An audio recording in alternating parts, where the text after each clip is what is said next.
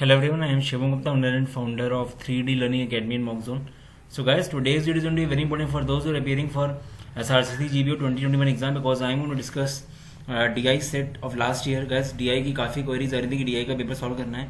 So आज की video में हम लोग 20 क्वेश्चन डिस्कस करेंगे DI के. मैं आपको सारे क्वेश्चंस का आइडिया दे दूंगा अच्छे से, बट जो एंड सॉल्यूशंस होंगे मतलब एंड कैलकुलेशन होगी आप लोग कर लेना वो, क्योंकि हर एक क्वेश्चन का सॉल्यूशन देने में बहुत ज़्यादा टाइम लग जाएगा. बट ये है कि आपको क्लैरिटी मिल जाएगी कि अप्रोच कैसे करना है सेट को, और वही मेन होता है. ठीक है, जल्दी से वीडियो को लाइक कर दो. लाइक करने से वीडियो ऊपर आ जाता है. सब्सक्राइब कर लो चैनल को, बिकॉज डेली वीडियोज बन रहे हैं, beat strategy based video, beat content based video, beat notification based video. ठीक है, एक इंपॉर्टेंट नोटिफिकेशन और हम लोग का जो SRCC GBO के मॉक्स थे 6 फुल लेंथ मॉक्स की कॉस्ट अब 349 हो गई है. पहले 499 थी. एक दिन में 2 मॉक आराम से दिए जा सकते हैं, एक सुबह एक शाम को 2-2 घंटे के एग्जाम. ठीक है, अच्छे से दो आप एग्जाम्स, मॉक्स दो, काफ़ी प्रैक्टिस होगी बिकॉज स्पीड बेस्ड एग्जाम है. बिना मॉक के देने में काफ़ी इशू होगा एग्जाम. ठीक है, चलो गाइस लेट्स स्टार्ट. तो पहला क्वेश्चन क्या है? The given graph represents the production of sales of cars in hundreds by a company over a period of 6 years. ठीक है, study the graph and answer the question that follow. ठीक है, तो production and sales of cars की बात हो रही है. ठीक है, तो अगर हम लोग देखें क्वेश्चन, ऐसे क्वेश्चन है गाइस कभी भी SRCC में DI का पहले से पूरा सेट सॉल्व मत करना, क्वेश्चन बाय क्वेश्चन चलना.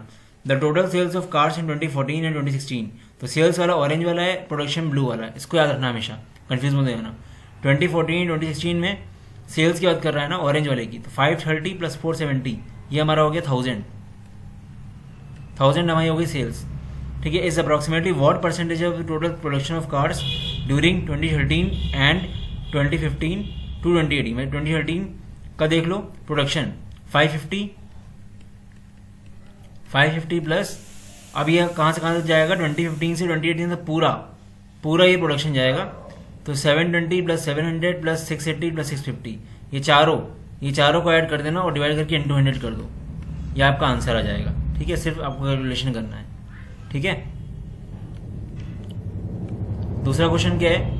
If the production of cars increases by 40% and the sales of the cars decreases by 10% in the 2019 as compare to 2018 तक का डेटा दिया गया. 2018 के लिए बोला गया है कि प्रोडक्शन जो है कार्स की ना वो इंक्रीज हो रही 40% से, और प्रोडक्शन है क्या 650 है ना. प्रोडक्शन 650 को अगर इंक्रीज करेंगे तो कितना आ जाएगा? 1.4 करो.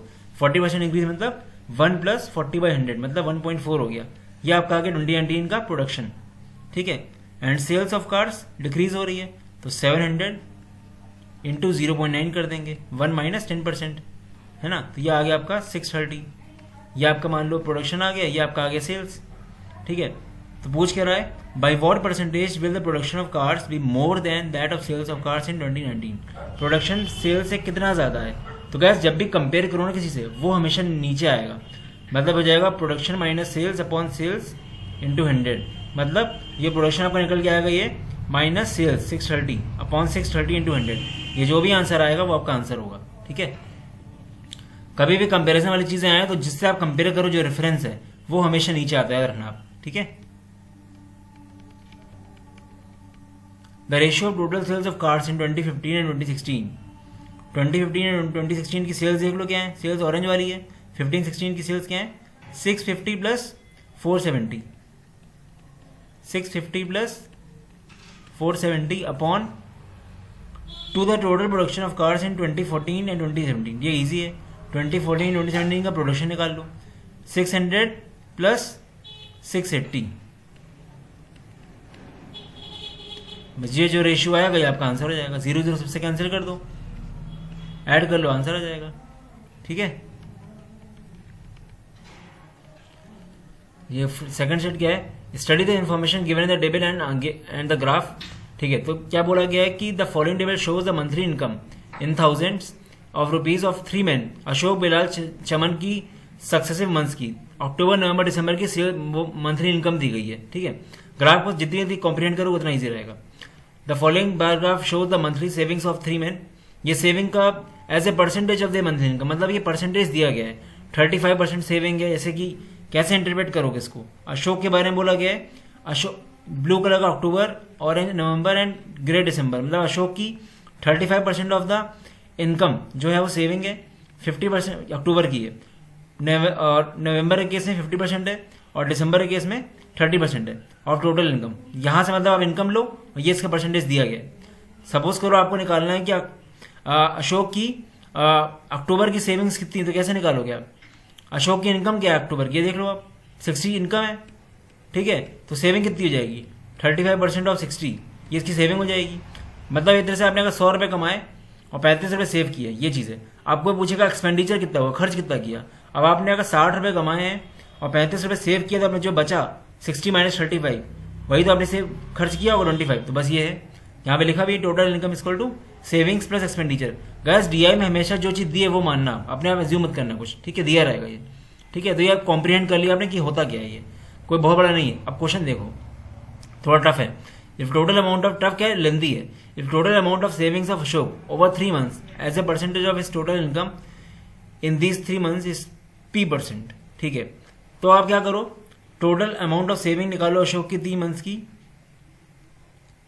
Over 3 months as a percentage of his total income. मतलब पहले आप क्या करो, अशोक की पूरी सेविंग निकाल लो आप, 35% ऑफ, ऐसा करोगे 35% of 60 plus 50% of 70 plus 30% of 50, ये आपका एक वैल्यू आएगी। इसको डिवाइड करो आप, मान लो ये वैल्यू आई P, इसको डिवाइड करो आप टोटल इनकम से अशोक की 60 प्लस 70 प्लस 50, ये परसेंट जो आएगा ये आपका बोला गया है P%, ठीक है। इसको आप R कर दो, कंफ्यूज हो रहे हो। तो R क्या है, R है इसकी टोटल सेविंग्स, ठीक है, अपॉन टोटल इनकम, क्योंकि वो बोल रहा है total amount of savings of Ashok over 3 months as a percentage of is total income in this 3 months is P%, ठीक है। तो अब ऐसे ऐड मत कर देना, इसको ऐड कर दिया आपने, ठीक है, तो जाएगा 35 प्लस 50, क्योंकि यहाँ पे सब वैल्यू अलग अलग है ना, 60 70 50 इसलिए, ठीक है। And total amount of saving of Bilal as a percentage of total income is Q%। Bilal के केस में क्या हो जाएगा, 50% of 50 plus 30% of 40 plus 40% of 60, ये आ गई total saving upon total income कितनी हो जाएगी, 50 प्लस 40 प्लस 60 इंटू 100, ये आ गया इसका Q%, ठीक है। तो अब P/Q का रेशियो निकालना है, थोड़ा लेंथी है, हो जाएगा बट ठीक है। What is the difference between the total expenditure of Bilal and Chaman in these 3 months? Bilal and Chaman का टोटल एक्सपेंडिचर, तो आपको एक्सपेंडिचर के लिए क्या करना पड़ेगा, टोटल सेविंग निकालो बिलाल की, वैसे निकालो 50% of 50 plus 30% of 40 plus 40% of 60, और टोटल इनकम से माइनस कर दो उसको, तो आ जाएगी एक्सपेंडिचर, क्योंकि हमको पता है कि इनकम माइनस सेविंग होता है एक्सपेंडिचर। तो बिलाल की एक्सपेंडिचर आ जाएगा, चमन का एक्सपेंडिचर आ जाएगा, इसी तरह सेविंग निकाल लो टोटल, उसका माइनस कर लो, ठीक है। हमको निकालना क्या है, डिफरेंस निकालना, एक्सपेंडिचर आ जाएगा। थोड़ा लंबी है, बहुत ज़्यादा टाइम लग रहा हो, छोड़ देना इसको, ठीक है। ये तो छोड़ ही देना क्वेश्चन आप, यार तो करना ही बात, इस तरह क्वेश्चन आ जाए तो। Chaman spends 30% of is total expenditure in October and November on food. Chaman spends 30% of expenditure in October and November on food. Chaman का अक्टूबर नवंबर का एक्सपेंडिचर निकाल लो पहले, ठीक है, कैसे आएगा, अक्टूबर ये है ना, अक्टूबर ये है चमन का, ठीक है। चमन का मतलब हो जाएगा 30% ऑफ 70 माइनस 30% ऑफ 70, ठीक है। एक तरह से आप इसको ऐसे भी कर सकते हो, या आपकी सेविंग दी गई तो जो बचा वो आपका क्या होगा, 30% अगर सेविंग है, ठीक है, तो 70% एक्सपेंडिचर होगा, तो डायरेक्टली भी कर सकते हो आप, 70% और 70 कर लो तो एक्सपेंडिचर आ गया, ठीक है। मतलब 49 रुपीज़ इसका एक्सपेंडिचर है। अब जो 49 रुपीज़ एक्सपेंडिचर है, इसमें से 30% एक्सपेंड कर रहा है फूड में, ठीक है, अक्टूबर के केस में। और अगर 50 देखें, 60% ऑफ 60 एक्सपेंडिचर है, मतलब एक तरह से 30 रुपीज़ एक्सपेंडिचर इसका है टोटल, तो उसमें से 30% 9 रुपये मतलब एक्सपेंड कर रहा है ये फूड में, which is 50% of the amount he spends on, which is 50% of the amount he spends on house rent. मतलब जो भी एक्सपेंडिचर इसका फूड में आया उसका डबल एक तरह से, ठीक है। ये मतलब बेसिकली 50% है, ये तो हमारी तरह से 50% है जितना ये हाउस रेंट में स्पेंड करता है फॉर दिस 2 months, ठीक है। तो ये चीज़ है, तो आपको देखना पड़ेगा कि उसका अमाउंट क्या होगा, ठीक है। Then he spends the rest for repaying the loan, जो बचा वो लोन में वो स्पेंड कर रहा है, ठीक है। तो एक तरह से आपको बस करना क्या है इसमें, मैं जिस बता देता हूँ, जो एक्सपेंडिचर आएगा उसको बाइफरकेट किया गया है, एक्सपेंडिचर निकाल लो, उसके बाद फूड में कितना खर्च कर रहा है, लोन में कितना खर्च कर रहा है, हाउस में कितना खर्च कर रहा है वो निकाल लो। तो लास्ट में क्या पूछा गया है, the amount spend in loan repayment in these 2 months is what percentage of the total expenditure in the same 2 month period, ठीक है। अमाउंट जो लोन ने स्पेंड किया, टोटल एक्सपेंडिचर कितना है ये निकालना है आपको। थोड़ा कैलकुलेटिव है, आप मैं रिकमेंड नहीं करूंगा आप करो इस तरह का क्वेश्चन सॉल्व एग्जाम में, ठीक है। What is the difference between the total expenditure of 3 men in the month of October. अब ये क्या है, एक minute, total expenditure of 3 men in the month of October, मतलब अक्टूबर मतलब ये इन तीनों का, तो 35% सेविंग है, 65% एक्सपेंडिचर आ गया, तो 65% ऑफ अशोक 60, ठीक है, और 50% ऑफ ये तुम्हारा हो गया, हाँ, बिलाल का, ठीक है, 50% ऑफ 50 एंड देन 30% ऑफ 70, ठीक है, इन द मंथ अक्टूबर की बात कर रहे हैं ना, and their total expenditure. Difference निकालना है, पहले हमको एक्सपेंडिचर्स अक्टूबर का और दिसंबर का डिफरेंस निकालना है, तो आ जाएगा, कोई दिक्कत नहीं उसमें, ठीक है, बस आपको ये देखना है। वही मैंने बताया कि यहाँ पे जो सेविंग दी है ना, तो सेविंग को माइनस मत करो, पहले से माइनस कर लो। 30% अगर सेविंग है तो 68% इसकी एक्सपेंडिचर होंगी, ठीक है।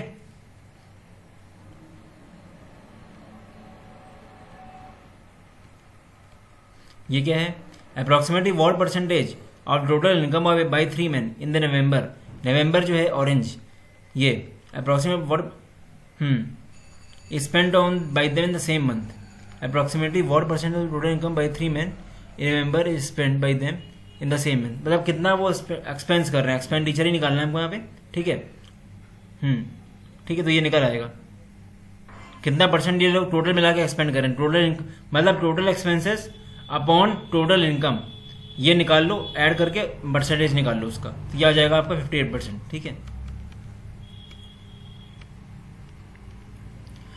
ये क्या है, एक्सपोर्ट्स दिया है in crores by of a country, किसी कंट्री का एक्सपोर्ट्स दिया गया है, ठीक, करोड्स में, और ब्रेकअप दिया गया एक्सपोर्ट्स का, ठीक है, कि एवरी ईयर का, कि ज्वेलरी में कितना एक्सपोर्ट हो रहा है, इतना एक्सपोर्ट हो रहा है, ऐसे तो ऐसे क्वेश्चन कैलकुलेटिव होते हैं पूरे, आपको बस कॉम्प्रीहेंड करना है। जैसे हमारा 2013 का 350 करोड़ है, अब 350 करोड़ कहाँ कहाँ पे गया है, ज्वेलरी में इतना गया, गारमेंट्स में इतना गया, कॉस्मेटिक में इतना गया, ये तो एक बार आपने अगर कॉम्प्रीहेंड कर लिया सेट तो आप कर लोगे कैलकुलेशन। इसके बाद what is the ratio of total exports of electronics, cosmetics and jewellery in 2013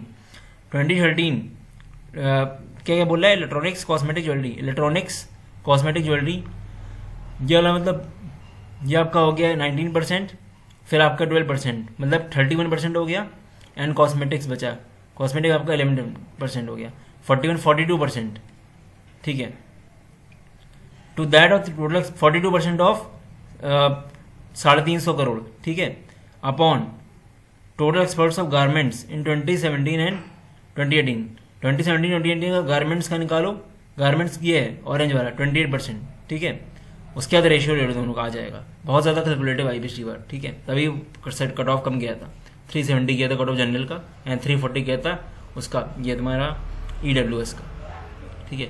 the total exports of cosmetics and jewellery in 2018, total export जो है कॉस्मेटिक ज्वेलरी का 2018 में,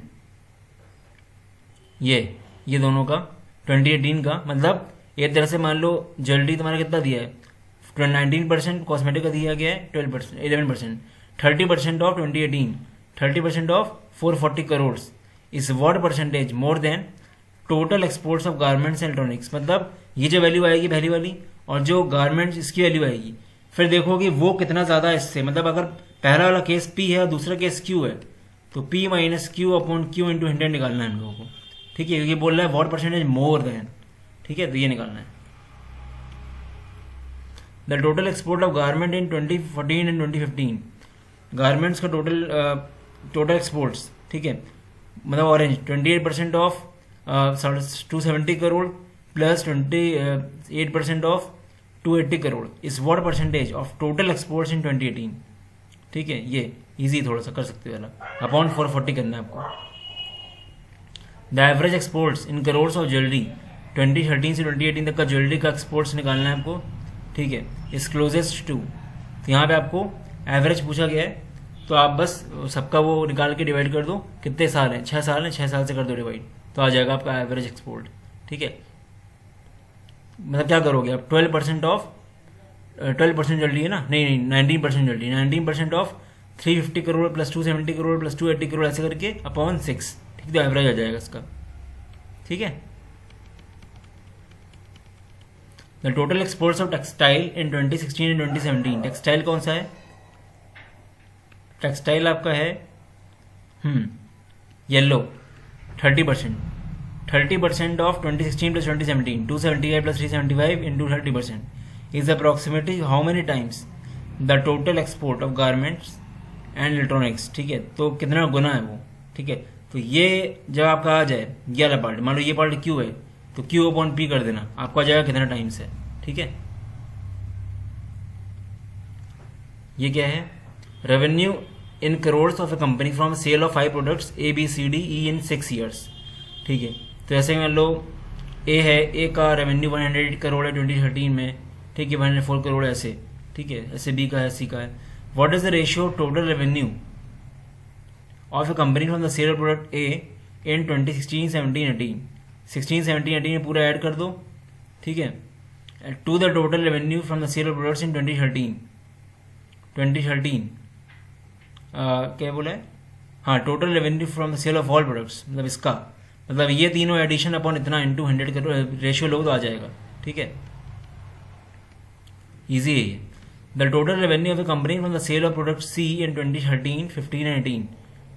2013, 15 and 18 and product E in 2013 and 2016। ठीक है, is what percentage, मतलब पूरा revenue is what percentage of total revenue of the company from the sale of all products in 2014। 2014 करना मतलब सब कुछ पहले का ऐड कर दो, अपॉन ये कर दो, तो जो आंसर आएगा वो आपका आंसर हो जाएगा। आपको गैस एडिशन आना चाहिए, तो आप एक काम करो, प्रैक्टिस करो जल्दी ज़्यादा एडिशन करने का। यूट्यूब पे कोई वीडियो देख लो कैसे एडिशन करना है। जैसे मैं आपको बताऊँ एडिशन कैसे करा जाता है। जैसे मान लो दिया गया 102, 108, 110, तो आप पहले 100 वाले सारे कर लो। ठीक है, 500 आ गया, फिर उसके बाद 10 वाले सारे कर लो, ऐसे करे करो आप। ठीक है, तो ये आपका जैसे ये मान लो है 2014 का, सो कैसे करेंगे, 104, 100, ये 400 हो गया, 400 फिर ऐड कर लो छोटे वाले, 12, 8, 20, 26, 30, 430, 430 प्लस 100, 530, 530 में से 10 माइनस करो, 520 आंसर आ गया, 520 टोटल आ गया। ऐसे करो आप। ठीक है, the total revenue of the company from the sale of products B and D in 2014, 16 and 17, 14, 16, 17 पूरा एडिशन है गाइस, पूरा एडिशन ही है इसमें। जिसको एडिशन आता कर लेगा जल्दी जल्दी। ठीक है, is what percentage more than the total revenue of the company from the cell products 15। जब मोर देन वाली बात है तो कंपैरिजन हो रहा है, तो पहले वाला पार्ट अगर मान लो पी टोटल आया, दूसरे का पार्ट का क्यू टोटल आया, तो आपको क्या करना है, P minus Q upon Q into 100 करना है आपको। जो आपका आएगा वो आपका परसेंटेज आ जाएगा चेंज। ठीक है, कितना परसेंट मोर है, क्योंकि ऑलरेडी बोल रहा है कि मोर देन, तो पहली बात पी ज्यादा ही आएगा क्यू से, तभी मोर देन हो रहा है वो। ठीक है, if the data related to the revenue from the sale of B over the 6 years is represented by pie chart से अगर इसको रिप्रेजेंट करें, ठीक है, then the central angle of the sector representing the revenue from the sale of product B in 2015 will be. तो basically आप क्या करोगे, पाई, जैसे कभी भी आपको पाई चार्ट में कन्वर्ट करना हो तो आप क्या करो, 102 अपॉन बी का टोटल इंटू 360 डिग्री, ये कर दोगे तो आपका एंगल आ जाएगा इसका, तो 61.2 डिग्री आएगा। गाइस ये पाई चार्ट का कंसेप्ट पढ़ लो अच्छे से, फिर आएगा जरूरी है। ठीक है, काफी लोगों को पाई चार्ट नहीं आता, तो अगर आपको कभी भी डेटा को पाई चार्ट में बनाना हो तो आप टोटल वाला एंगल जो दिया है इसको कर दो अपॉन टोटल ऑफ बी। ठीक है, तो इंटू 360 करोगे तो जो आएगा वो आपका आ जाएगा इस पार्ट का पाई चार्ट में 61.2 डिग्री आना चाहिए। ये तो इजी था, वैसे एडिशन ही करना है इसमें। ठीक है, the number of years in which the revenue of the company from the sale of products, the number of years in which the revenue of the company from the sale of product C is more than the average revenue from the sale of product E over 6 years. ठीक है, मतलब average निकालो ई का, average किस निकालो, total कर दो upon 6 कर दो, तो एवरेज आएगा कुछ ई का। तो कितने साल में ऐसा हो रहा होगा कि सी का जो है वो बड़ा होगा एवरेज ऑफ ई से, वो आपको देखना है। मतलब मान लो ये एवरेज तुम्हारा आया कुछ 81 सबका एवरेज। ठीक है, 81 तो नहीं आएगा, ज़्यादा ही आएगा, कुछ 81 मिनिमम फिगर है, तो एवरेज तुम्हारा करीब आएगा 90s में आ सकता है एवरेज। ठीक है, यहाँ ऐसा कुछ आ सकता है। ठीक है, तो तुम्हें देखना पड़ेगा किस में ज़्यादा है, सी ज़्यादा है किससे। ठीक है, ऐसे मान लो 100 ज़्यादा है 81 से, तो ऐसे देखना पड़ेगा। तो ये 4 जगह आ रहा होगा ऐसा। ठीक है, समझ गया ना क्वेश्चन क्या है। ई का एवरेज निकालो जो वैल्यू आएगी टोटल अपॉन 6 करके जो वैल्यू आएगी कंपेयर करो हर एक ईयर से सी के, सी की कौन सी वैल्यू इससे ज्यादा आ रही है एवरेज से, जितने ज्यादा आएगी उतने आंसर होंगे। ठीक है, 4 में आएगी मतलब 6 में से 4 में सी ज्यादा होगा।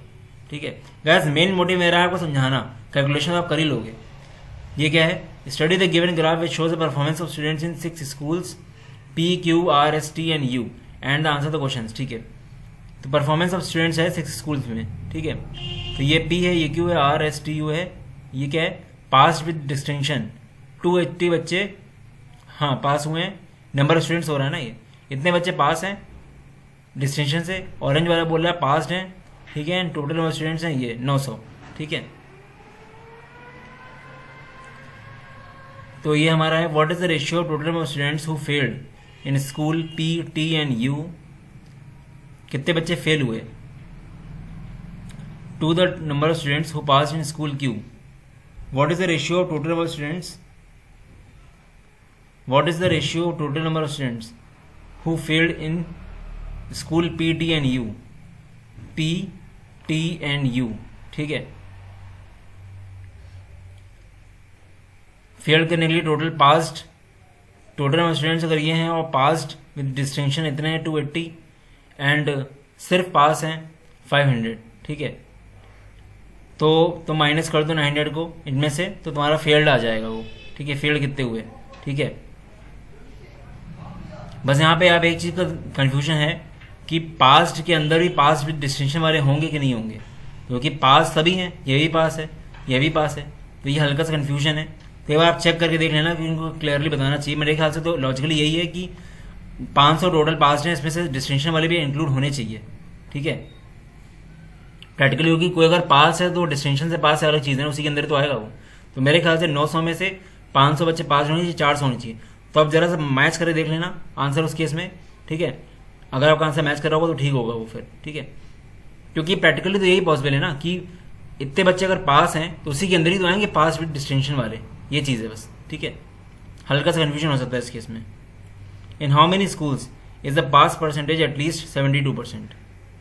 ठीक है, 72% मिनिमम होना चाहिए पास परसेंटेज, मतलब कितने बच्चे पास हैं, 500 बच्चे पास हैं टोटल, तो 500 अपॉन टोटल करते जाओ, समझ में आ जाएगा कितने स्कूल्स में ऐसा हो रहा है। ठीक है, 72% बच्चे पास हैं।